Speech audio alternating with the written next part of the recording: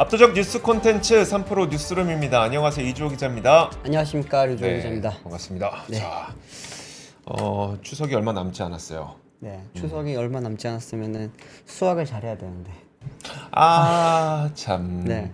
좀 미리 수학을 하셨나? 왜 이렇게 요즘에 이런 겁니까? 그러게 참. 말이네요, 진짜.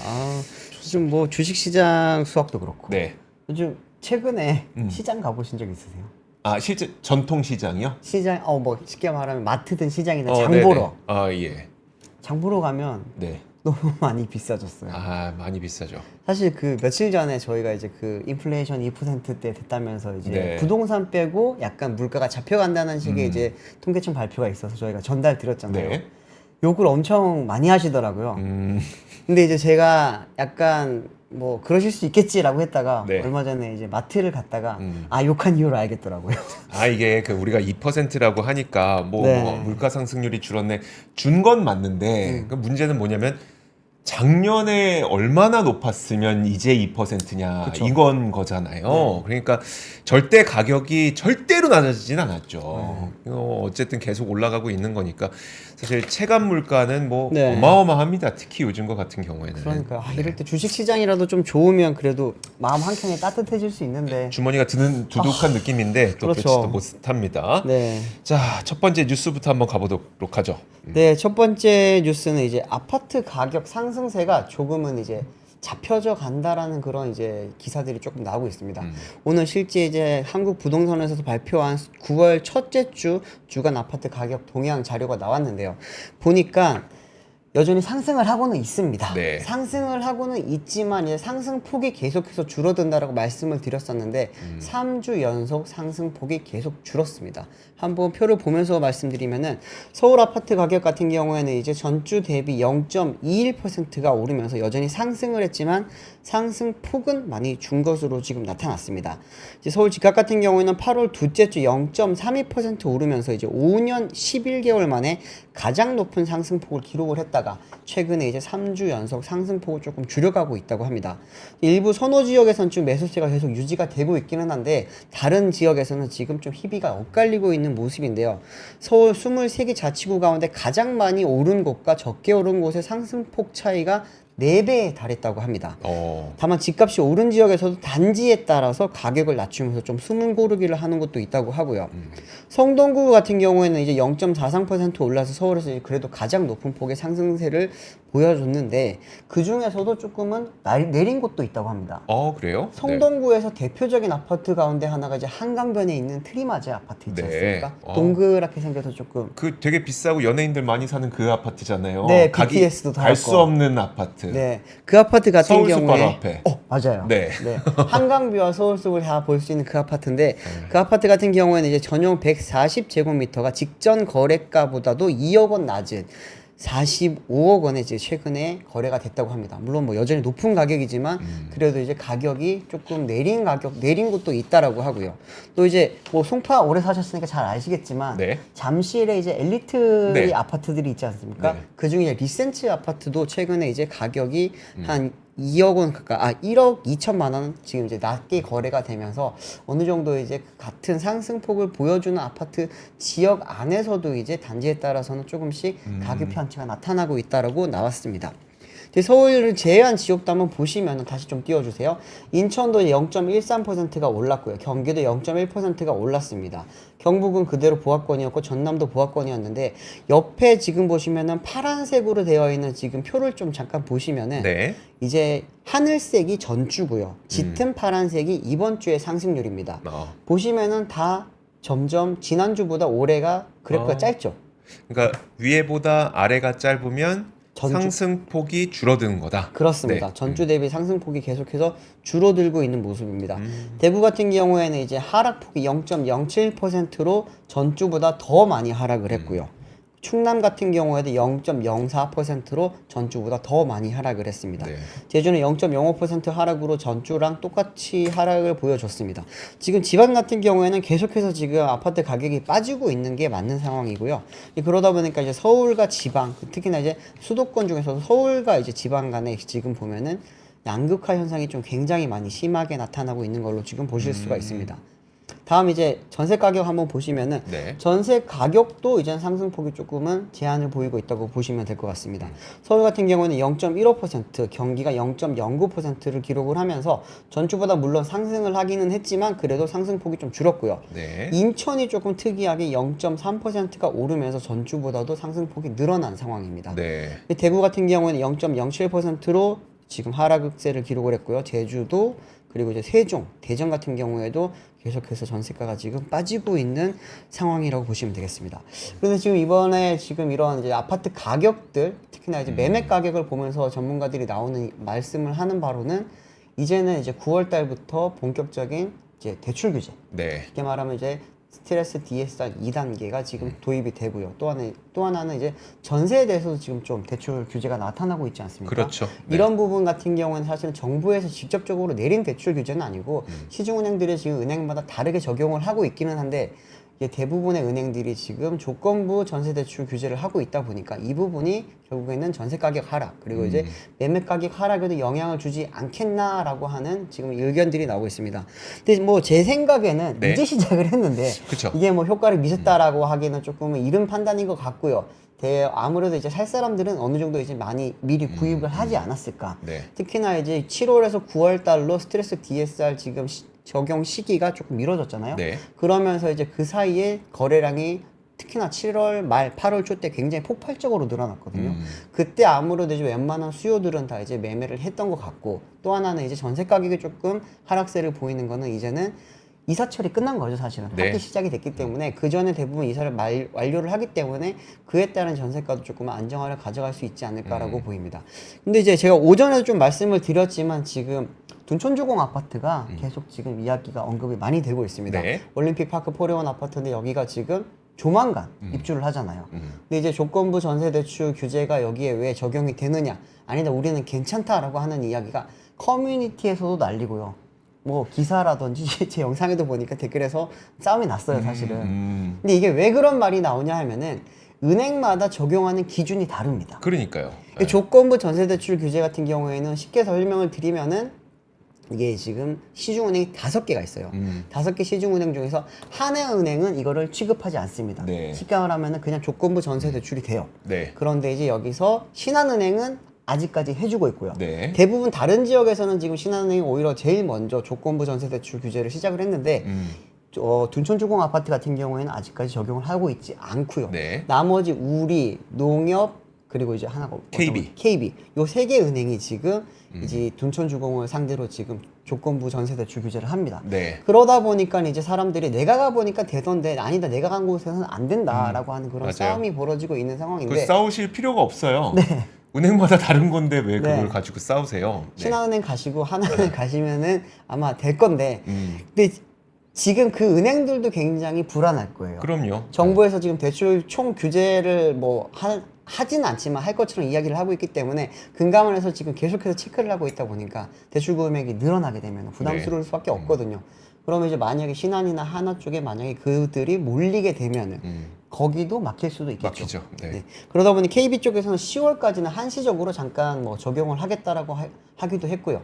또 그런 부분에 있어서 이제 그러면 또 KB 쪽으로도 좀 사람들이 몰려가지 않을까 싶은데 지금 전세 대출도 그렇고요. 매매 대출도 그런데 이제 신용 대출도 이제 점점 좀 묶이는 상황이라고 보이며집니다. KB 네. 같은 경우에도 이제 그런 부분에 대해서 많이 좀 잠근다고 했고 네. 오늘 보니까 그 인터넷 뱅킹 쪽에서도 네. 이제는 주택 매매 같은 경우에 1주택자에 한해서는 주택담보대출을 해주지 않겠다 뭐 이런 이야기도 네. 나오고 있습니다. 근데 제가 보다 약간 반가운 소식이 하나 있었던 게 카카오뱅크에서는 자영업자 대출 금리를 낮춰준다고 하더라고요. 이러면 이제 정부가 약간 유도를 하려고 했던 게 이런 부분이었잖아요. 네. 주택자금 대출 관련해서는 조금은 핀셋 규제를 하면서 실제로 이제 돈이 필요한 사람들, 뭐 신용대출이라든지 특히나 이제 사업자 대출, 자영업자 대출 관련해서는 조금은 금리를 낮추면서 그들의 이제 상황을 조금 풀어주기 위해서 이번에 금리 인하도 조금 우리가 유도를 해보자라고 하는 이야기를 했었는데 그런 부분에 있어서 카카오뱅크가 조금 선제적으로 보여주는 것 같아서 저는 조금 좋았습니다, 사실. 네. 알겠습니다. 와, 그 9월에 이제 본격적으로 어떤 그 대출 규제가 아니죠. 규제가 아니라 이제 각 은행들의 정책이라고 대출 제한, 네. 대출 제한이라고 볼 수 있을 텐데 네. 대출 제한의 효과가 9월에 어떻게 나오는지는 저희가 한 10월 중순이 좀 넘어서야 정확하게 좀 볼 수 있을 것 같습니다. 그렇습니다. 자, 좀 모쪼록 네. 너무나도 급한 상승이 안 일어나길 바랍니다. 네, 정말. 오전 내내 욕을 너무 많이 먹었습니다. 좀 이따 말씀드릴 건데 한국은행에서도 이 집값 상승, 그러니까 일부 지역의 집값 상승으로 인한 박탈감 때문에 네네. 분명 수출 경기가 좋음에도 불구하고 내 사정 너무 안 좋아 보이는 이유 가운데 하나를 꼽았거든요. 그렇죠. 좀 이따가 그 말씀드리도록 하겠습니다. 네. 자, 두 번째 뉴스 한번 보면은 이거는 사실 저희 팀 내에서도 굉장히 오랜 기간 동안 좀 걱정했던 그리고 걱정하면서 논의했던 내용이긴 해요. 뭐냐면 네. 우리가 중국의 첨단 반도체의 발전을 좀 막기 위해서 미국을 비롯한 그 서방 국가들이 다 함께 공조를 해서 지금 뭔가 수단과 정책을 세우고 있는 상황이잖아요. 네네. 그러면 이제 만약에 그건 뭐 누구나 전 세계에 모르는 사람이 없으니까 중국 입장에서도 알겠어. 첨단 반도체 니네가 우리 막는 건 알겠는데 그러면 레거시 반도체를 우리가 다 점령해 버릴게 라고 만약에 전략을 바꿔버린다면 네. 중국에서 이렇게 전략을 아예 바꿔버린다면 어떤 세상이 펼쳐지게 되지? 라는 것에 대해서 업계에 계신 분들도 고민했었고 저희 팀도 그 관련된 내용들 좀 고민을 많이 했었거든요. 그렇죠. 근데 그게 좀 현실화되고 있는 숫자가 몇 개가 확인이 된 것 같습니다. 왜냐하면 만약에 첨단 반도체를 막는다고 하더라도 사실 우리가 그 레거시 반도체라고 하는 게 진짜 안 들어가는 곳이 없잖아요. 지금 여기 우리 스튜디오만 보더라도 TV에 들어가죠. 카메라에 사실 첨단 반도체 안 들어가거든요. 그렇죠. 네, 뭐 자동차에도 물론 그 자동차도 우리가 SDV가 되거나 아니면 테슬라처럼 이제 그 시스템을 하나로 쓰거나 하게 되면은 굉장히 좀 고성능의 반도체가 들어가지만 일반적인 우리가 자동차에 들어가는 창문 올리는데 첨단 반도체 필요 없잖아요. 네. ECU, MCU는 전부 다 레거시죠. 라디오 키는데 첨단 반도체 필요 없잖아요. 그럼 네. 그 수많은 차량에 들어가는 모든 레거시 반도체를 만약에 그 중국에서 다 점령해 버린다. 이런 세상이 펼쳐지게 되면 무슨 일이 벌어지지? 끔찍한데. 첨단 다 막는다고 하더라도 완전히 네. 막는다고 하더라도 그런 걱정들을 많이 하고 있었는데 지금 그 전 세계적으로 3,000개의 회원사를 거느린 다국적 반도체 업계 단체인 국제 반도체 장비 재료 협회 세미가 홈페이지를 통해서 어제 세계 반도체 제조 장비 시장 통계 보고서를 공개했는데요. 올해 2, 4분기 전 세계 반도체 제조 장비 주문이 전년 동기 대비 4% 증가했는데 이걸 국가별로 살펴보면 전체 주문액 가운데 46%가 중국에서 주문한 금액이라고 합니다. 절반 가까이가 중국에서 그 장비를 주문을 했는데 이 금액이 어느 정도 규모냐면 같은 시기 동안 한국, 대만, 북미, 일본 이 4개 국가가 전체 주문한 반도체 장비 주문액보다 중국이 더 크다는 겁니다. 이게 사실 여러분들 알고 계시는 것처럼 뭐 미국이 네덜란드에 요청해서 ASML의 그 EUV, DUV 다 못 팔게 되고 이제는 네. 최근에 나왔던 거는 유지 보수 장비도 못해 막 이렇게 굉장히 강력하게 막고 있긴 한데 네. 그렇게 되니까 알겠어. 중국 입장에서 뭐 이거 못하는 건 알겠고 그러면 우리가 철강, 태양광, 화학 했던 것처럼 레거시 반도체 다 가져가 볼게 라고 약간 전략을 바꾸는 게 아닌가라는 우려의 시선이 지금 전 세계에 있다는 겁니다.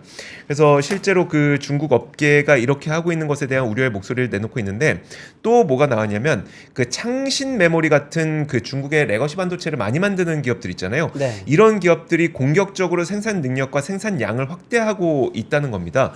그러다 보니까 이 레거시 D램 수익성 자체가 좀 악화되는 거 아니냐라는 우려의 목소리가 있는데 지금 업계와 증권가에서 추산하고 있는 이 창신 메모리의 D램 생산 능력이 2022년 월 7만 장 수준에서 2023년 월 12만 장 그리고 올해에는 월 20만 장으로 좀 가파르게 성장하고 있다는 거거든요. 네. 얘네가 지금 많이 생산하고 있는 게 뭔지를 보면은 DDR4 레거시는 레거시입니다. 우리는 이제 DDR5 가고 있으니까 네. 레거시는 레거시가 맞는데 이 DDR4가 실제로 이렇게 생산량이 많이 늘어나게 되면서 이 16GB 기준으로 DDR4 현물 가격이 지난 하반기에 $3 선에서 올해 상반기 $3.5까지 오르긴 했는데요. 네. 그 오른 뒤에 이제 올 하반기에 $3.3로 다시 내려가기 시작했다는 거죠. 얼마나 많이 DDR4를 생산을 했으면 네. DDR4는 가격이 오히려 지금 반락하고 있는 상태라는 걸 보여주는데, 이렇게 되면은 사실 그 DDR을 생산하고 있는 이 메모리 업계에서는 당연히 수익성이 악화될 수밖에 없고, 네. 그 기업들 가운데는 삼성전자와 SK 하이닉스도 당연히 들어갈 수 있죠. 왜냐면 우리는 DDR5로 전환하고 있는 과정이지만 DDR4도 생산하고 있으니까. 그렇죠. 그러면 이게 만약에 요런 지금은 몇 가지의 신호일 뿐이지만, 이게 만약에 정말 중국의 이 수많은 레거시 반도체 기업들이 정말 반도체를 공급 과잉을 통해서 덤핑을 해버리려는 시도다라고 네. 이게 현실화가 된다면 정말 어떻게 되는 거지? 라는 우려가 계속해서 나타나고 네. 있습니다. 그래서 정말 이게 태양광, 철강, 화학 이런 일이 반도체 쪽에서 발생하면 안 되는데, 이들이 전략을 그렇게 가져가고 있다면 발생할 가능성을 우리가 배제할 수는 없겠다.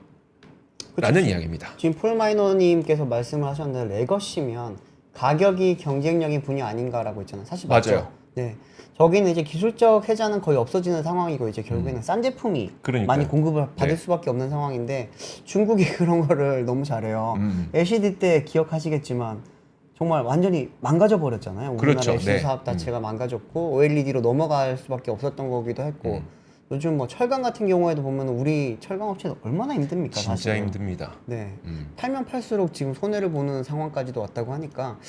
근데 이게 반도체에서 이 일이 벌어지겠어? 설마라고 했는데 어쩌면 벌어질 수도 있겠네요. 벌어질 진짜. 수도 있다. 지금 뭐 벌어지고 있다는 얘기는 네. 아닌데, 중국이 어떤 전략을 갖고 가는지에 따라서 우리의 산업 전략도 바뀌어야 그쵸. 되는 거니까.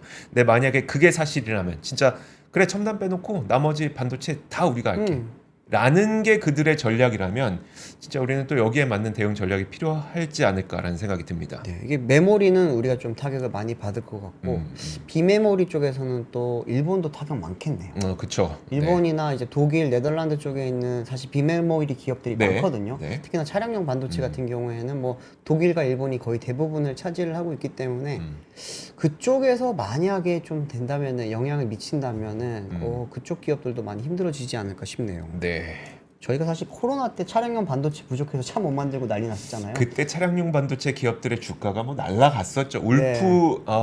울프 뭐였었죠? 울프 모르겠네. 르네사스랑 네, 르네사스. 그리고 네, 이제 뭐 그랬었죠. 인피니언이라든지 뭐 여러 가지 기업들이 있죠. 네. 엄청났었는데. 그렇습니다. 네. 그러면 말 나온 김에 자동차 이야기 한번 할까요? 자동차 가시죠. 네. 네. 자동차 이야기 한번 하겠습니다. 어제 밤에 이제 볼보 자동차가 뭐 신차 발표를 하면서 신차 뭐 이런 걸 출시를 했습니다. 이런 이야기를 하다가 이제 전기차 전환 전략에 대해서 좀 번복을 했습니다. 볼보가요. 네. 기존에 이제 볼보 자동차 같은 경우에는 2030년도까지 모든 판매하는 모든 차를 이제 내연기관을 단종을 하고 100% 전기차로 전환을 하겠다라는 발표를 몇 년 전에 했었거든요. 네. 근데 그거를 이제 10년 이후인 2040년으로 조금 번복을 했고요. 그리고 2030년까지는 PHEV 그리고 이제 마일드 하이브리드 차량으로 조금 많이 채우겠다라고 네. 이야기를 했습니다. 어제 출시한 차량이 뭔지 그냥 한번 사진 한번 띄워주시면 좋겠는데 이제 볼보가 안전이 유명하잖아요. 네. 그 중에서 이제 지금까지 사망자가 단 한 번도 나오지 않았다라고 하는 차가 이제 XC90이라고 하는 대형 SUV 차량입니다. 근데 그 차량이 이번에 두 번째 페이스리프트를 한 건데 이 차량은 내연기관 차예요. 전기차처럼 생겼지만 내연기관 차량입니다. 네. 그리고 이제 보시면은 기존이랑 달라진 디자인이 그릴이 좀 달라졌고요. 그리고 이제 뭐 헤드램프 좀 달라졌고 그렇기는 한데 실내가 많이 달라졌어요. 네. 저는 실내를 보자마자 딱 눈에 들어왔던 게 이제 저기 중앙에 세로형 패드처럼 생긴 긴 내비게이션 화면 있잖아요. 네. 저게 이제 안드로이드 오토모티브로 바뀌었네요, 보니까. 이 볼보 같은 경우에는 OS 쪽인 측면에서 특히나 소프트웨어랑 OS 쪽인 측면에서 이제 좀 빠른 전환을 하고 있습니다. 네. 하드웨어 쪽에서는 사실 독일차에 비해서 좀 경쟁력을 가지기가 아직까지 쉽지 않기 때문에 그래서 좀 더 빨리 내연기관에서 전동화로 넘어가려고 했었고 또 이제 OS랑 소프트웨어적인 측면에서도 좀 빨리 넘어가고 있었는데 네. 그 지금 전기차에 들어갔던 그 OS가 그대로 지금 들어간 모습이긴 합니다. 그런데 볼보를 이야기를 하려고 제가 이거를 가져왔다기보다는 볼보가 왜 이렇게 지금 전기차로 넘어가는 거를 좀 속도를 늦추기로 했느냐 네. 보니까 2분기 기준으로 지금 순수 전기차의 판매 점유율이 26%밖에 안 된다고 합니다. 그리고 이제 전기차와 PHEV를 다 합쳐도 전체 판매량의 절반이 안 되는 48%라고 하고요. 그러면 이제 2030년도까지 뭐 생각해보면 좀 많이 남은 것 같기는 한데 네. 그래도 한 6년 동안에 앞으로 이제 이 절반을 채우기가 쉽지 않을 거예요. 그러려면은 지금 앞으로 나올 모든 차량을 전기차로 바꿔야 되는데 그러기에는 사실 볼보라는 회사가 큰 회사가 아닙니다. 네. 연간 한 몇십만 대밖에 못 파는 좀 작은 회사이기 때문에 돈도 많지도 않고요. 그래서 지금 이 부분을 좀 많이 전환을 한 건데 그러다 보니 다른 회사들은 어떤지 싶어서 제가 다시 한번 좀 취재를 해보니 최근에 굉장히 많은 업체들이 지금 100% 전동화 계획을 철회를 많이 하고 있습니다. 벤츠 같은 경우에는 지금 2030년도까지 100% 전기차로 지금 채우려고 했었는데 그 계획을 최근에 철회를 했고요. 네. 제네시스도 지금 원래는 2025년도부터는 전기차와 수소 전기차만 판매를 하겠다고 했습니다. 그런데 이제 아시겠지만 뭐 지난주에 이제 그 CEO 인베스터 데이 때 말했죠. 그때 EREV와 PHEV를 여기에 좀 추가를 하면서 우리가 전기차로 100% 채우는 거는 조금 늦추겠다고 이야기를 했고요. 네. GM 같은 경우에도 뭐 2035년부터는 모든 차량을 전기차로 판매하겠다고 했지만 이것도 철회를 했습니다. 포드 같은 경우에 당연히 철회를 했고요. 볼보 오늘 말을 했고, 폭스바겐, 아우디, 제규어 랜드로버 같은 경우에도 보면은 지금 25년부터 34년까지 100% 전동화 계획을 가지고 있었는데 이걸 지금 좀 검토를 하고 있다고 합니다. 네. 보면은 뭐 아시겠지만 전기차가 요즘 성장 둔화를 겪고 있는 게 가장 큰 지금 걸림돌이라고 할 수도 있고요. 또 하나는 돈이 안 됩니다. 네. 근데 저희가 그 최근에 나왔던 이 차량 브랜드별로 얼마나 차가 팔렸는지가 전기차가 또 얼마나 팔렸는지 이런 것들을 네. 몇 차례 전해드렸는데 생각보다 성장률이 20%대였었나요? 그렇죠. 그 정도로 네. 뭐 나쁘지 않았잖아요. 물론 네. 과거에 우리가 뭐 2, 3년 전쯤에 뭐 100% 성장했을 때보다는 낮지만 20%인가 저도 그 정도로 기억을 하는데 네. 성장률이 나쁘지 않았잖아요. 그쵸. 근데 이 브랜드들이 이렇게 전기차 전환 계획을 철회를 하는 거 보면 중국을 제외한 지역에서 그 NEV 말고 이제 그 PHEV까지 다 포함했을 때 네. 그냥 잘 팔고 있는 브랜드가 현대차랑 뭡니까? 테슬라? 아니 BMW. BMW? 현대차, BMW, 테슬라만 잘 팔고 있는 거 아닌가? 뭐 제 생각에도 거의 그런 수준 정도밖에 안 되는 것 같습니다. 네. 사실은 뭐 저희가 지금 봤을 때 세계 자동차 순위를 보면은 토요타 그리고 이제 폭스바겐, 현대차 뭐 이렇게 쭉 내려가잖아요. 네네. 르노, 니산, 얼라이언스라든 쭉 내려가는데 사실 전기차를 제대로 파는 것은 현대차와 BMW, 테슬라 이 정도 진짜 맞고요. 네. 하이브리드를 다 포함하더라도 보면은 이제 앞서 그 상위권에 있는 업체들 중에서도 폭스바겐은 조금 빠져야 될 것 같은 네. 상황입니다.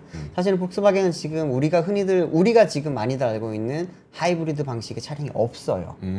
거기는 없고 그때 당시 이제 일본과 우리나라 업체들은 하이브리드로 그리고 이제 유럽 업체들은 디젤로 지금 클린 디젤. 그렇죠. 그 문제 많았던 클린 네. 디젤이었죠. 그 클린 디젤이 바로 이제 디젤 게이트의 그 주요 원인이 됐던 그 기술인데 그게 폭스바겐 거였잖아요. 그렇죠. 그러다 보니까 이제 클린 디젤 쪽으로 갔기 때문에 유럽 업체들은 당시 하이브리드 기술을 만들지 않았어요.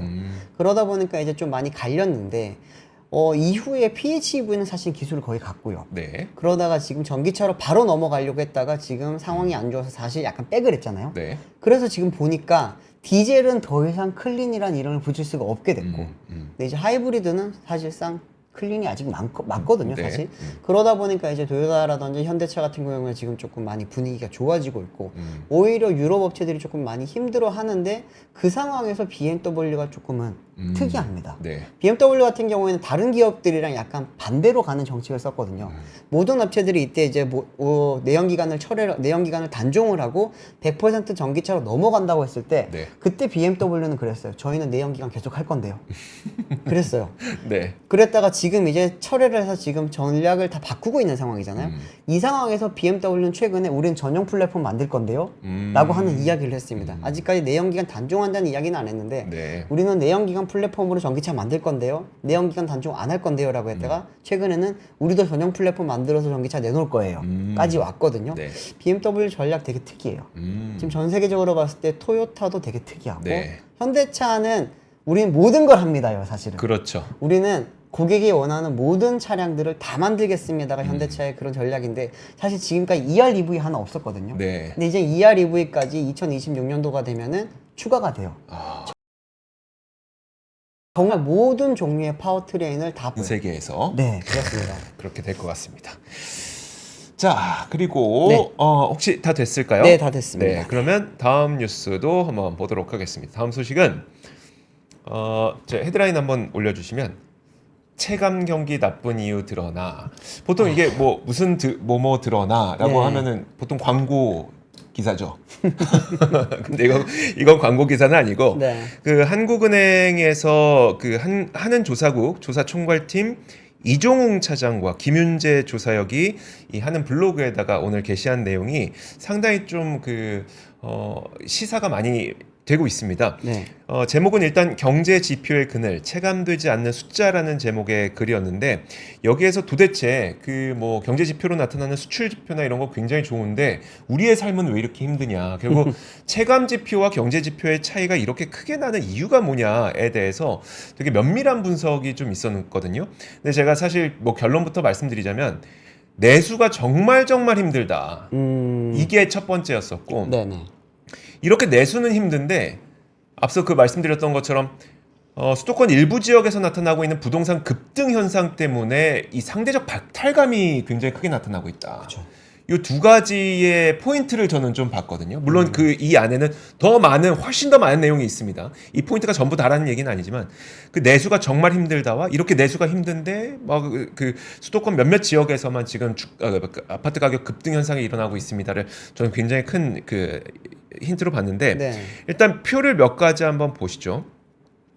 지금 주요국에서 수출과 내수 간의 성장률 격차가 어느 정도 나는지를 비교를 해봤는데 이게 낮아지면 낮아질수록 수출은 좋지만 내수가 굉장히 부진하다는 걸 보여주고 있거든요. 네. 근데 뭐 미국이 이제 파란색이죠. 뭐 유로존, 일본 그렇게 큰 차이가 나지 않아요. 내수랑 수출이랑. 네. 근데 한국의 경우에는 수출에 비해서 내수가 너무나도 부진하다는 걸 하나를 보여주는 거고 그렇네요. 여기에 보면은 오른쪽에 고용 가중 성장률이라고 하는 게 있는데 이게 좀 약간 부연 설명이 좀 필요하긴 하거든요.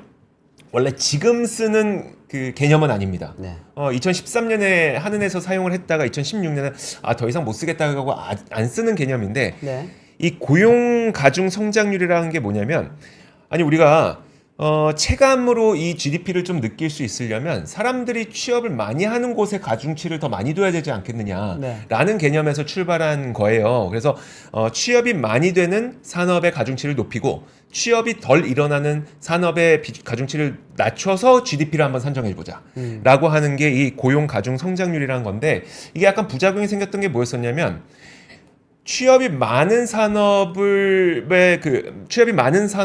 가중치를 높였는데 취업이 대표적으로 많은 산업은 알바죠. 그렇죠.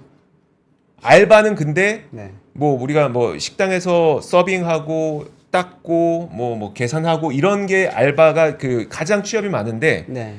요 취업이 많은 거에 가중치를 둬봤자 GDP에 우리가 체감되는 그 영향이 안 들어가더라는 거죠. 그래서 안 쓰기 시작했는데 네. 그래도 우리가 체감을 할 수 있는 이 서비스 부문을 한번 넣어보자 라고 해서 계산을 해보면 고용 가중 성장률 다시 한번 보여주세요. 이게 4분기 작년 4분기부터 올해 1분기 2분기가 마이너스입니다. 그러니까 이게 서비스를 넣으면 체감이 그러니까 엄청나게 안 좋다는 거죠. 내수가 정말 취약하다는 걸 딱 보여주는 겁니다. 얼마나 자영업자분들이 힘든지를 보여주는 게 바로 이 표라고 보시면 될 것 같고요. 네. 실제로 이제 우리나라에서 그럼 이게 왜 이런 일이 나타나게 되냐, 수출과 내수가 왜 이렇게 그 차이가 많이 나느냐, 요거 보시면은 해외 생산 비중이 계속 늘어나고 있고요. 네. 우리나라의 설비 투자가 계속 줄어들고 있고요. 우리가 계속 해외에 공장 짓고 있잖아요. 배터리 공장, 반도체 공장. 이런 것도 구조적으로 그렇게 일어날 수밖에 없다는 걸 보여주는 거고. 그럼 이런 가운데 물가를 한번 비교를 해보면 우리가 느끼는 물가에서 OECD 평균보다 의식주로 들어가는 물가가 우리나라가 훨씬 더 높다는 것을 보여줍니다. 다만 우리나라의 물가가 그래도 계속해서 낮아지고 있는 거는 공공요금이 줄어서. 네. 그래서 지금 보시면 소비자 물가가 파란색인데 이 파란색 소비자 물가에서 생활 필수품이 들어간 생활 물가는 일반 물가보다 더 높습니다. 그리고 그 위에 식료품 물가는 더 높고요.